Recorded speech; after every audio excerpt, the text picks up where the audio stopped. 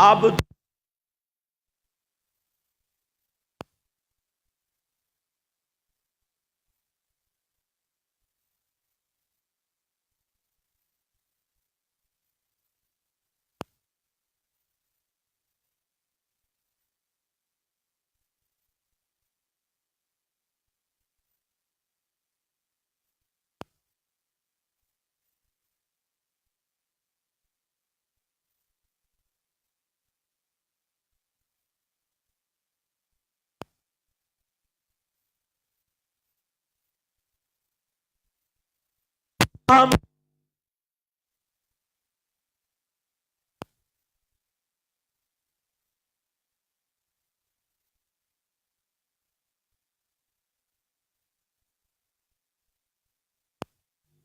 مفہوم مخالف نکالنا یہ منصوص نہیں ہے، یہ تمہارا اپنا فہم ہے۔ تو حنفیہ کا یہ مسئلہ قرآن کے خلاف نہیں ہے، غیر مقلدین کے فہم کے خلاف ہے۔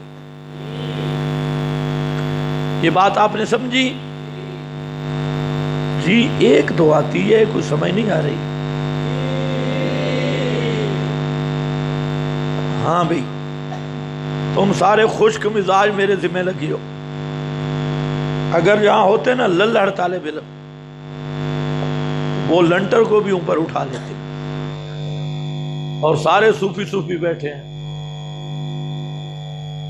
اکثر بیٹھے ہیں بھی پتہ نہیں چھٹی کس وقت ہوگی۔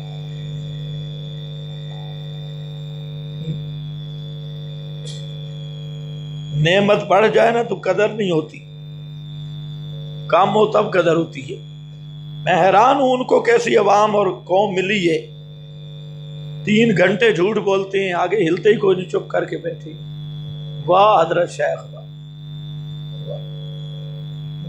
اور آپ کو 6 گھنٹے ہم قرآن سناتی ہیں، آپ بیچارے ایسے بیٹھے ہیں کہ جیسے حوالات میں آئے، پھنس گئے ہیں بیچارے۔ ہاں بھی دیکھو، لا حر الحر بالحر لا حر بالعبد، یہ مفہوم مخالف ہے، نہ کہ منصوص مسئلہ ہے۔ سمجھ گئے یا نہیں؟ اور مفہوم مخالف خود اختلافی مسئلہ ہے، اجتہادی ہے کہ معتبر ہے یا نہیں۔ غیر مقلدوں کا جواب میں نے دے دیا، یہ اتنا کافی ہے۔ اب اس کی تھوڑی سی وضاحت کرتا ہوں۔ یہ جو مشہور ہے نا مفہوم مخالف معتبر نہیں، آپ اصول میں پڑھتی ہیں، علل اطلاق یہ قاعدہ بھی اس طرح نہیں۔ آپ اصول کی کتابوں میں پڑھتے ہو کہ مفہوم مخالف کا اعتبار نہیں، پڑھا ہے کہ نہیں پڑھا؟ لیکن یہ قاعدہ اس طرح صحیح نہیں ہے۔ علامہ انور شاہ صاحب رحمت اللہ علیہ نے اس کی وضاحت کی ہے، فرماتے ہیں کہ مفہوم مخالف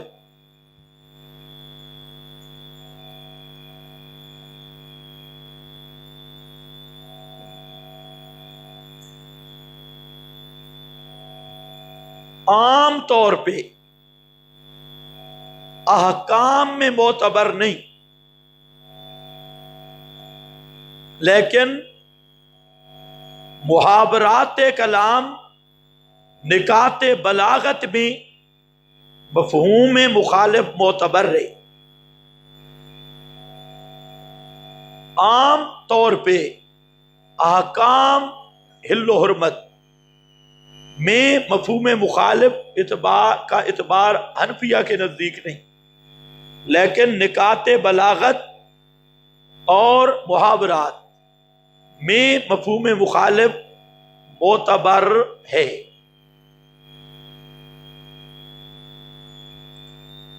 تو یہاں پر بھی الحر بالحر والعبد بالعبد، یہ ترکیب بلاغت سے معلوم یہی ہو رہا ہے کہ کچھ مسئلہ ہے صحیح اس تخصیص کا کہ حر بدلے حر کے، عبد بدلے عبد کے۔ یہ بلاغت و فصاحت کلام سے بظاہر یہ معلوم ہو رہا ہے کہ مفہوم مخالف جہاں معتبر ہونا چاہیے، منصوص نہیں ہے، پھر گڑبڑ نہ کرنا، لیکن احساس یہی ہے بلاغت سے کہ آخر کوئی وجہ ہے صحیح جو الحر بالحر، العبد بالعبد، الانثى بالانثى، ایسی ترکیب سے کوئی نہ کوئی اس میں حکمت ضرور ہے، اس ترتیب پہ لے آنا۔ تو وہ حکمت کیا ہے؟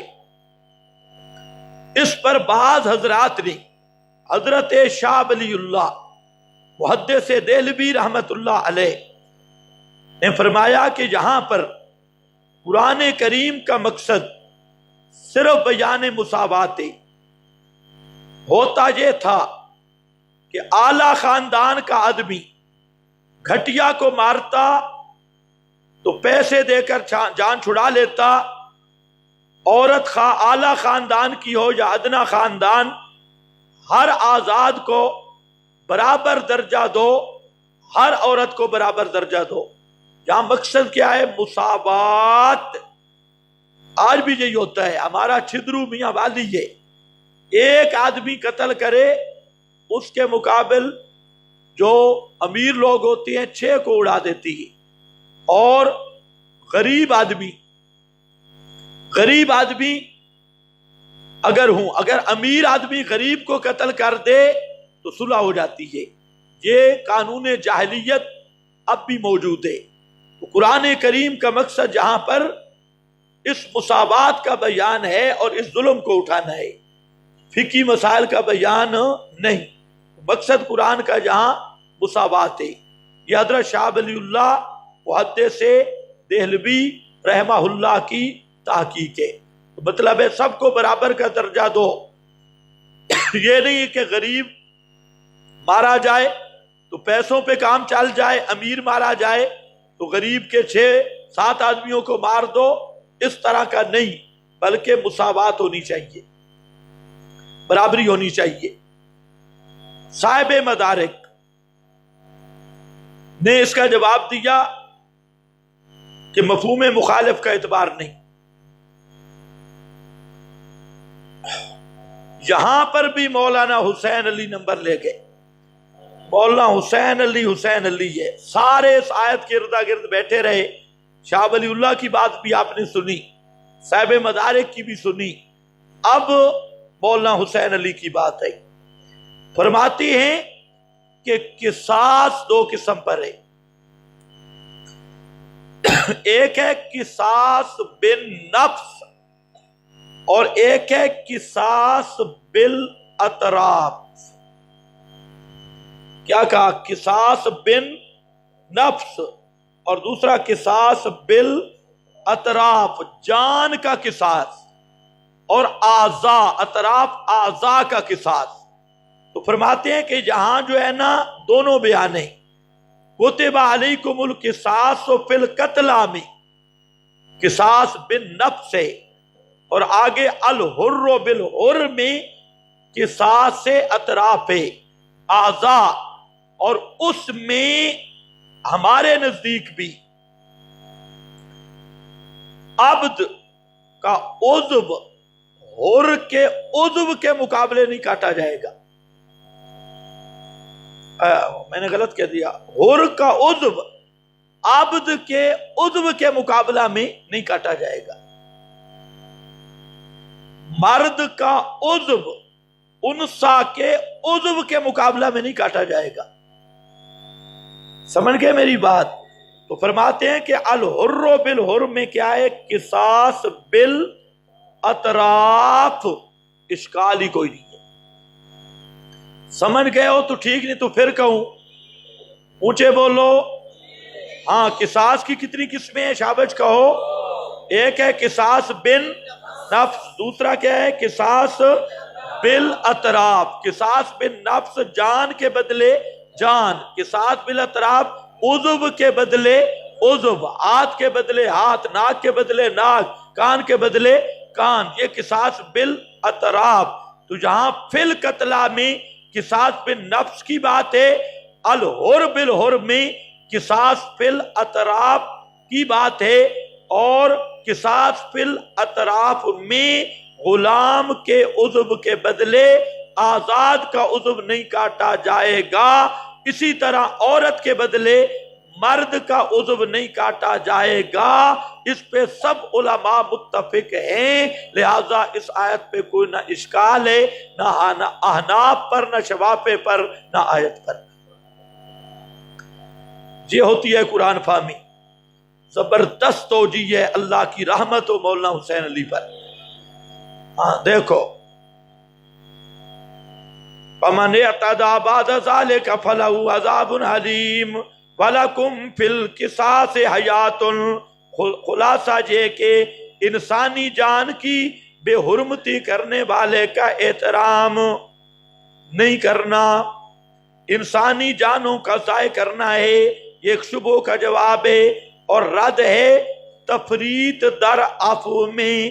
تفریط در عفو میں، عفو کا معنی معاف کرنا، معافی میں تفریط کرنے میں، کہ عام طور پہ یہی ہوتا ہے، کہتے ہیں جناب قصاص نہ لو، جیسے تمہارے پاکستانی حکمران یہ کہتے ہیں قصاص نہ لو، کیونکہ ایک بندہ تو مارا گیا، اب دوسرے بندے کو بھی مارا جائے تو یہ ظلم ہوگا، اس لیے قصاص نہیں ہونا چاہیے۔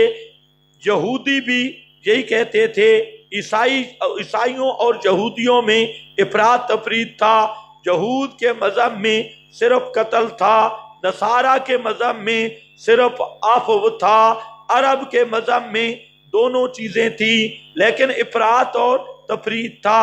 قرآن مقدس نے اعتدال پیش کیا، دیت کی صورت میں عفو کی رکھا، اور جان کے قتل کی صورت میں قصاص رکھا، اور اب حکمت قصاص فرمایا صرف عفو کی طرف بھی نہ جاؤ، واسطے تمہارے قصاص میں زندگی ہے۔